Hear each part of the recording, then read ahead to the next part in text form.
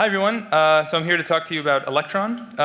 We had an Electron talk earlier today by Felix, and it was pretty cool. We built a text editor. It had some limitations. It couldn't save, and I'm sure that stuff would get sorted out eventually before it shipped to users, right? The question is, what do you do once you think your app is ready for users, and how do you prepare to actually ship it to them? So that's what this talk is about. It's about how to ship Electron apps to real users in production. And there's a lot of gotchas, actually, with building an app that's going to run on so many different platforms. And there's lots of ways that you can mess it up. I'm sure this is actually a really sad event. I don't know what happened, but yeah. It's funny how we make light of these things in our slides all the time, just throwing in the images of some sadness that happened to those people. Anyway, so I'm Feross. You might know me from Standard, or Standard is a code linting tool and catches your errors as well. And WebTorrent is a torrent app that works in the web browser. And most recently, I've been working on WebTorrent Desktop, which is basically it's just taking the WebTorrent library and just sticking it into an Electron app. And that's cool for a couple reasons. One is that people kind of already know and expect how a desktop torrent app should work. And so this kind of fits into that expectation. And it also lets us talk to normal BitTorrent peers, because we have Node and Chrome. So Node lets us talk to the normal peers out there, and then the Chrome part lets us talk to the WebRTC peers out there. So it's really nice.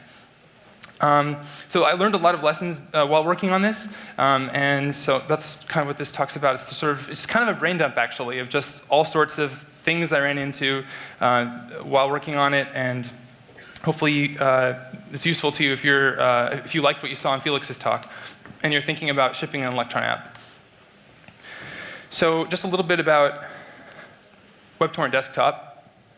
We have had 31 releases, so we're iterating pretty quickly. We have 32 contributors, and some of them are actually here, from Buenos Aires, which is pretty cool. And we have hundreds of thousands of installs, and so people are using it. It's pretty exciting. This is what it looks like when you actually start to play a torrent. It's pretty cool. Because it's sort of, it's clearly a native app, but it's also kind of has its own UI, which is, it's a sort of, it's actually a transparent window, which Felix mentioned you could do with Electron.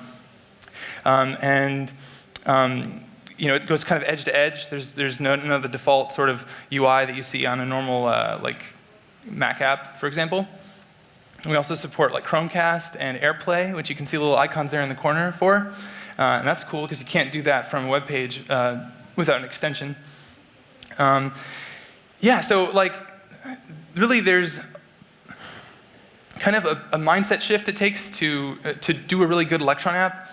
And it's sort of similar to people who maybe did like web development with jQuery before, and then they come to Node, and there's kind of different things you have to keep in mind when you make that shift.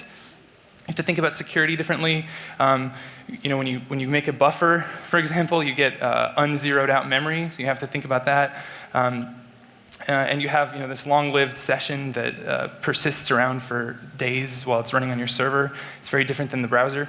So it's the same thing with Electron. There's different things you have to keep in mind.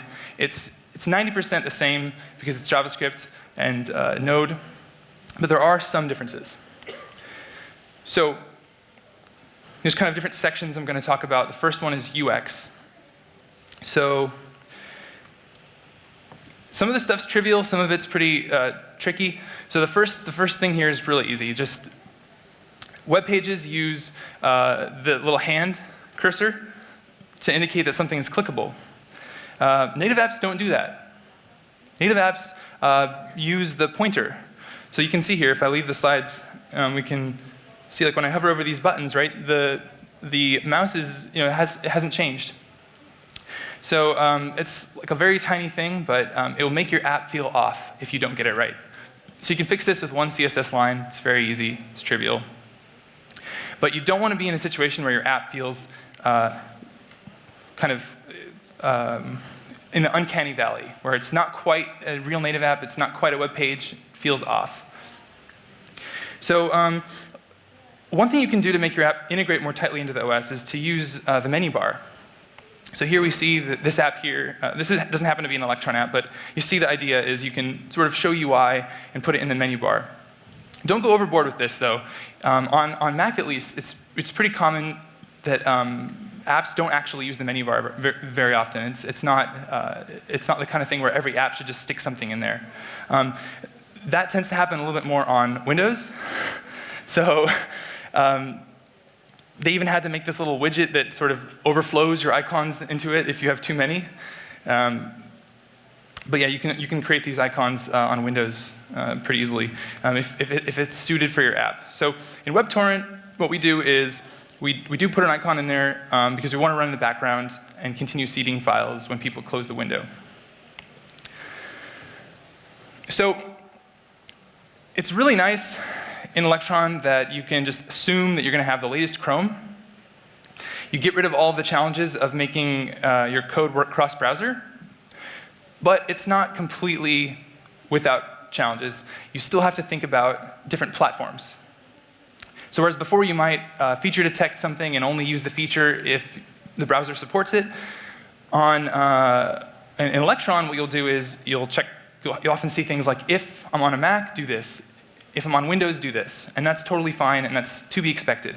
Like they talked about in the panel earlier, you want to get into a situation where 90% of your code is the same across OSs, but sometimes you do things a little differently here and there.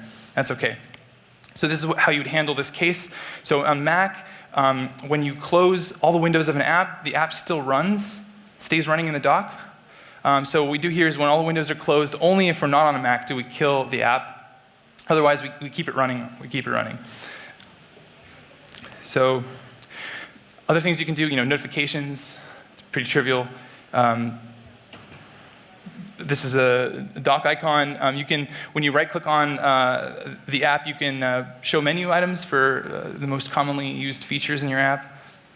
You can show progress bars, if it makes sense, and also like badges. So only use these things if it makes sense for your app. But if it does, you really want to use them, it will make your app feel really nice. So that's all the easy stuff. This is where we get into the complicated stuff.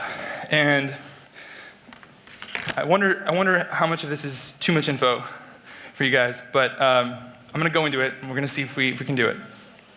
So code signing. How many people here have heard of code signing? Raise your hand if you know what it is. OK. All right, so that's probably like 10%, maybe. So when code signing works, you don't know it's there. And what it does is it ensures that the app that you're shipping to your users hasn't changed in transit, and that when it runs on the machine, it's exactly the code that you shipped, that you know is good, that you tested. When you do it wrong, or when you don't sign your app, and the user tries to run it, they see something like this. So this is a feature that Apple started a few versions ago. It's called Gatekeeper, and it makes sure that apps that aren't signed can't run. You can work around it by right-clicking and hitting open. I'm not sure why they thought that was a good idea, but I guess beginners don't know how to right-click, so it protects people, sort of. Still, if you're trying to ship a real app, you don't want to tell your users they have to right-click open in order to open your app, and they can't just double-click. So you do want to sign your app just for this reason alone. You're going to lose a lot of people if you don't do that. So when they do that, they'll get this little prompt that says, OK, now there's actually an open button. You sure you want to run it? You can run it. This is the Gatekeeper settings page where you can see down there. It's only letting apps that are downloaded from the store or from signed, identified developers can run. This is what it looks like on Windows. It's much scarier. Windows just protected you. OK. That's all you can do. Well, no, there's actually a way to work around this. You have to click the little, do you see the button there? That's actually a link, more info. It doesn't even have an underline under it. But if you hit that, you can do a couple more clicks, and eventually you can run the app. It's not good, not ideal. So again, the settings to control this, but you can't expect your users to do this. And on some systems, like in enterprise, the policy that's set by the company won't allow apps that aren't signed to run at all. So you wanna really take care. So on Windows, there's actually one interesting sort of behavior where even if you don't sign an app, over time, Windows will sort of learn that your app is not a virus. So once enough people have run your app, Microsoft will actually go and download it and then like run antivirus on it. And then if it passes, they save the fact that it's like a good binary and they match it to the hash. And so then when your users run it, it will eventually not prompt them with that scary warning, but it could take many thousands and thousands of users running your app before this happens. And then every time you release a new version, your app is again going to be untrusted for a long time until it gains the trust up again. So you can work around this by, again, code signing. So what is code signing? Code signing is you basically buy a certificate. It's similar to the SSL certificates that you use for HTTPS. Unfortunately, you can't use Let's Encrypt, and you can't use just any old certificate. You have to buy one from Apple if you want it to work on Mac. And you have to buy this thing called the Windows Authentic Code certificate for Windows. And they can be pretty pricey. But if you're doing a real app, you need to do this. On Windows, it's actually interesting. So there's only 3 companies that can sell these Authentic Code certificates. And one of them, Thought, was actually bought by VeriSign. So there's now 2 companies that you can buy from. But it turns out Symantec came along and bought VeriSign just to make things more confusing. There's still 2 companies you can buy from. But I would recommend not buying from Komodo because I've actually bought my cert from them, and they're probably the worst company that I've ever worked with. Just terrible. Terrible, terrible, terrible. And I'll also say one more thing about them. They even went so far as to, after Let's Encrypt came out and was trying to give people free SSL certificates, they went and tried to trademark Let's Encrypt before the project themselves trademarked it. So they were basically trying to steal the brand of this, this great project by Mozilla that's trying to give free certificates to everybody. And then only when they were called out by it and it was like #1 on Hacker News for many days did they finally back off. But they're pretty bad. So I hope that this hurts their business a little bit. Anyway, so once you have your certificate, then you can use these packages here to sign your binaries. So you can just read the docs for those. I'm not going to go into it. It's not that interesting. Cool. That wasn't too bad, right? Did everybody follow that? Cool. So all right. So next, let's talk about the process of actually building your app. So one thing you should try to do as much as possible is avoid native dependencies. If you can make your app pure JavaScript and not compile any C modules or whatever, you're going to have a much easier time shipping your app. And so you can tell when an app uses native dependencies when you run npm install and you see that it starts to build something in the output there. So if you avoid that, then you'll be able to build your app for all platforms from a single platform. So I could sit here on my Mac, and I could build the Windows app, the Linux app, the 32-bit, the 64-bit, all that stuff from one machine. It's pretty cool. There's one exception. Mac code signing only works on Mac right now. So if you want to sign your app and you have a Mac, you can build for all platforms. If you don't have a Mac, you're going to need to buy a Mac or rent a Mac or use Travis or something, some way of running code on a Mac. Okay, so now the question is, which platforms should you ship your app on? So this is what I think is a good, bare minimum. You should do this if you're trying to ship your app to users. You should have a Windows installer. It should be 32-bit. I'll talk about that in a sec. Mac disk image, and 2 files for Linux, deb files for Debian and for Ubuntu, which are Ubuntu is the most common Linux that you see in production or with real users. So when looking into sort of like what to do for Windows, there's not that many good stats out there on like what your users are going to be running, but there is this platform stats page that Steam hosts that shows you sort of, at least for their users, it shows you what OSs they're running. And if you do the math, you can see that about 8% of Windows users are still running 32-bit Windows. So you have to support them. And probably the easiest way to support them and to still support the 64-bit users is to just ship a single 32-bit binary. Because 32-bit apps can run just fine on Windows 64-bit, but not the other way around. If you run a 64-bit app on 32-bit, it won't work. So on Mac, we have a much better story. It's 100% 64-bit. It's been that way for a very long time. You don't have to worry about it. Whoa, what was that? That was weird. Okay, here we go. What? This is weird. Okay, give me a sec.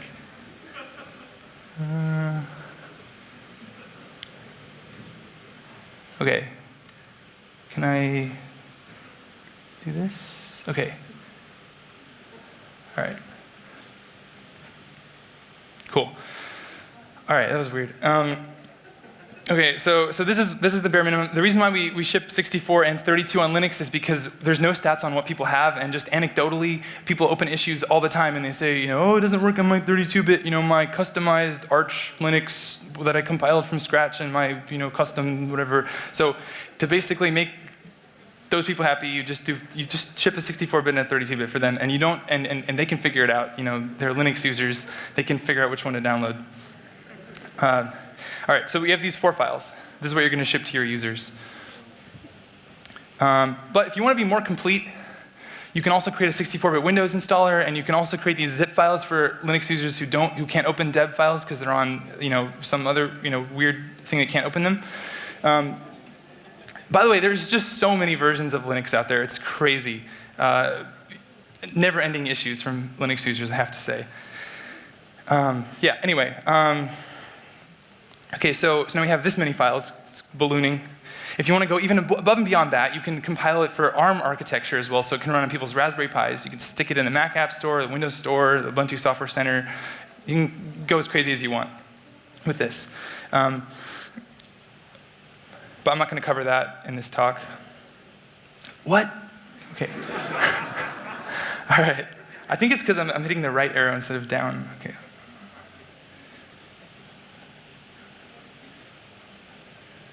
Okay. All right, so now we have all these files. How do we offer the right file to the user? So most users don't know what 32 and 64-bit are, and you don't want to give them the option because they're going to download the wrong one. If the Windows user downloads the 64-bit one and they have 32-bit, they're going to be very sad. So what you usually see is sites will just give one download button to the user. So they're detecting what to show them. It's easy to detect the OS that the user's coming from in the user agent string, and you can find libraries on NPM for that.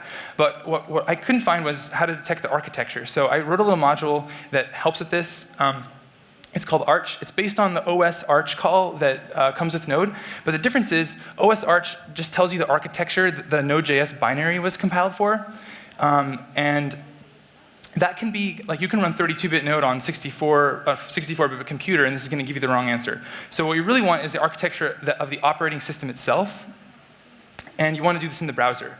So this Arch package will do that for you. It'll tell you what the architecture of the OS is. And use it like this, and you can just check, okay, am I on 64-bit? If so, cool, I'm going to replace all the download links with the 64-bit versions. So what these popular apps do is they each took kind of different strategies for how to deal with this situation. I think it's kind of interesting to look at. So Atom decided, okay, we don't want to deal with any of this garbage. Let's just ship 32-bit to all users. It's fine.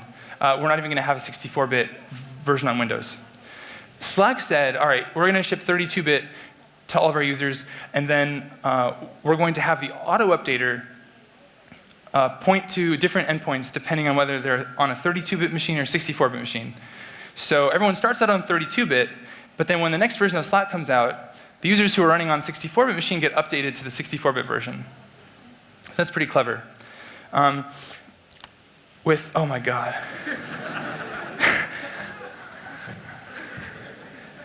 All right.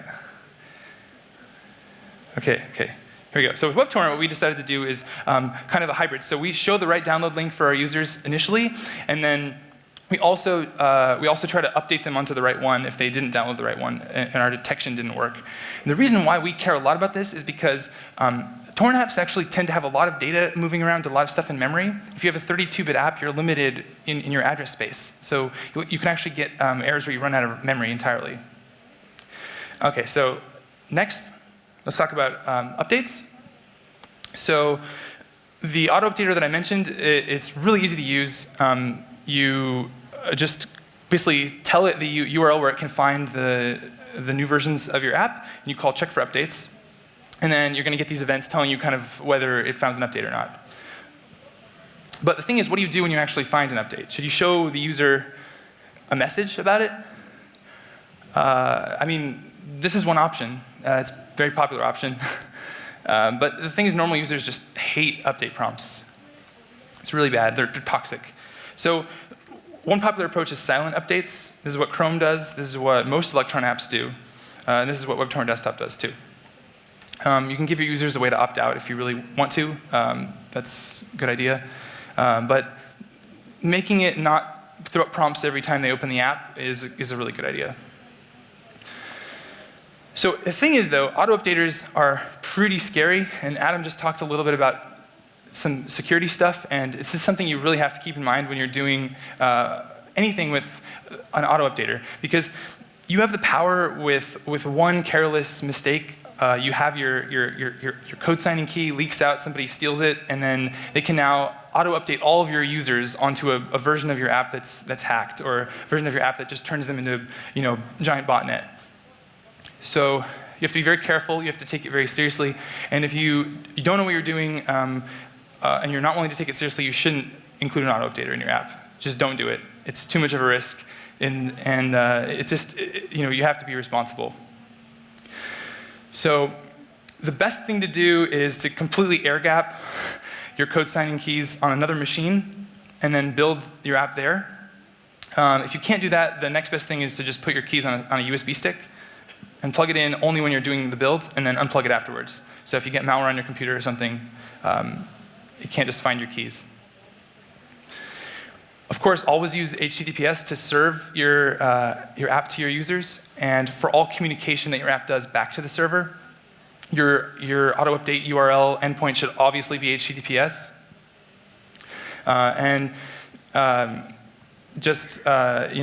Think about the endpoint security of your server. Just recently, Transmission, the torrent app, had they were doing everything right, but they just somehow didn't secure their web server. The install files on their web server were replaced with malwared versions that would encrypt your entire hard drive and then ask you for Bitcoin in order to decrypt it and get your files back. Really nasty. So one other thing, and this was mentioned in the panel talk, but do not load remote content. Don't load your app. Don't think just because it's Electron and because it's basically Chrome, you can just load your whole app UI from a server. Because remember, this has the Node integration. So like any code that anything like where you try to maybe require something will just work, right? So this could be like you load, let's say, some page and there's an ad in the page. The ad could require FS, right? Some sketchy ad could just start reading files on your disk. So you don't want to do that. You want to be very careful with that. Keep your server secure. I mentioned the transmission thing. If you do all this stuff right, but then you give commit access to the wrong person and they can update your website, then it all doesn't mean anything, and you're gonna lose all the trust of your users, and it's gonna be really hard to recover from. Yeah, so this image is pretty funny. Like, the shift key is just like security. I don't really understand. It's funny, when I was looking online for images, and I found this, and there's just like so many weird like security-related images. If you Google like server security, you just get like all kinds of weird stuff. Like, what is that even? And then this one I found too. So I don't understand what they're trying to do. I mean, this one's pretty funny. And the man with the key and the tag cloud that he's protecting over there. And this one's pretty good too. I like it a lot because it's like securing the data stream that's going around the world. It's pretty good. And this is my favorite one, the man with the shield, literally defending the server. All right, so just a couple more points. So you want to think about download performance of your app. So use a CDN, for sure. Also think about dependency hygiene. So be very careful when you start to depend on a lot of things. It's very easy to get into a situation where you have so many dependencies that your app startup time is affected. So I've even run into situations where multiple copies of Lodash were getting pulled in, and then by doing some changes and removing those giant dependencies, I was able to increase the app startup time by like a half second. So you have a lot of the same concerns that you do when you're on mobile, when you're doing an Electron app. You want to think a lot about that time between when the user first clicks on your app and when the UI comes up. So anything you can do to like eliminate dependencies will help a lot. You can also, and also that will also shrink the size of the download as well that your users are going to get over the wire. And so one other thing you can do along those same lines is when you're packaging your app, you can actually pass this ignore option to the packager, and you can tell it which files you don't want it to include when it's building your app. And so what you can do is just go in and look for all the kinds of things that you know your app doesn't need. So like, minimist is an argument parser for the command line, right? That's not going to be needed. So you can just tell it, don't include that. Minified files, all sorts of other junk. You create basically a big regex that you just tell it to ignore, and that can shrink the size of your app by 5 megabytes, which makes a big difference. So there's also startup performance. So the biggest thing you can do to make your app startup speedy is to minimize the number of require calls that you do in the critical path. So every time you require something, it has to go to the disk, read that file, it's synchronous, so it's blocking, and then it has to parse the code, run the code, and then if you're doing this over and over again, and you have thousands of requires, especially if your users are on a spinning disk and they don't have an SSD, this is going to be really bad. Oh my gosh. All right. Okay, almost there. So what you can do, actually, this is just really hacky code. You can just monkey patch the require call and then log every time that require is called. And that will just fill up your console with the full list of modules that are getting required. And then what you should do is look in there and see, okay, what things are getting required and are those necessary for me to render my first frame? So in WebTorrent, we found that the Chromecast module, the AirPlay module, all this stuff was getting required, but that stuff wasn't needed in order to show the first page of the app. And so what we could do is just put that in a little set timeout and load it 5 seconds later. And so then that just means that if the user were to really quickly play a torrent, the little Chromecast icon wouldn't show up for a couple of seconds. And then after that time, then it would start to discover those devices. So no big deal, right? But it made the app start up, in the case of removing the Chromecast module, 300 milliseconds faster, but just by deferring that one require call. So it can make a huge difference. Oh my gosh. Jeez. All right. Okay. Here we go. All right. This one option here is interesting. So if you just set this one option, ASAR, to true, what will happen is your app's Node modules folder and all the JavaScript will get compressed into this archive format. It's kind of like a gzip file. And then when you require things, it's really nice. What happens is you just have one require. It loads that, it memory maps that single file, and then all of the other requires that happen in your app are just going to be coming out of that one file. So it's literally one file on disk, but you can sort of use require freely, and you don't have to know that it's an ASAR file. And so that just helps a lot with users who are on spinning disks and don't have SSDs. And it also fixes an issue on Windows where you can't have a path that goes over 256 characters. So what will happen is you just have this one file, app.asar, that contains all the other deeply nested node modules folders, but it prevents you from running into this issue. So it's really nice. Okay, last thing you should do is measure. So you should definitely catch runtime errors that are happening. You need to both listen to process uncaught exception, and you need to listen on the window event as well, because you can have DOM errors that are originating in the DOM. So things like video tags can throw errors if they can't play video, or like an XHR request or whatever, if it wasn't handled correctly, the error would bubble all the way up to the top here. And then in Node, the errors are going to bubble up to the process object. So you want to catch them both. And you, of course, want to do this in all the different processes that you are running in your app. So you have the renderer processes, and you have the main process. You want to listen for errors in all of them. And then you can also catch seg faults. So this is if your app just completely crashes, just goes down the drain. You can use this crash reporter to catch that, and then you can specify a submission URL, and then the core dump of the app will get sent up to your server, and then you can examine that later with different tooling. In addition to sending up the crash reports, you should also consider gathering just a few bits of additional choice information about the app. So not too much information, but just basic stuff like when an app is successfully installed. And then you can also send a little ping when, basically whenever, like once every 24 hours when the app is used, just so you know that you have that's a real user that you have, so you can just track like the number of users you have. And so this is something a lot of open source projects don't do, but I think it's really important to know, like, when you make a change, it's really gratifying to see that, like, oh wow, like, now when we get people to install our app, they stick around because we fixed that really bad bug, right? And we also find out about the really bad bug because we have the error tracking. It's actually amazing how many bugs I found in the libraries that WebTorrent Desktop uses just by adding error tracking in the app. Because the modules themselves, right, you only find out about bugs there when people open up issues in those packages. But by adding the error tracking in the app, you catch bugs that happen across the whole app. And ultimately, you're responsible for your app and all of its dependencies.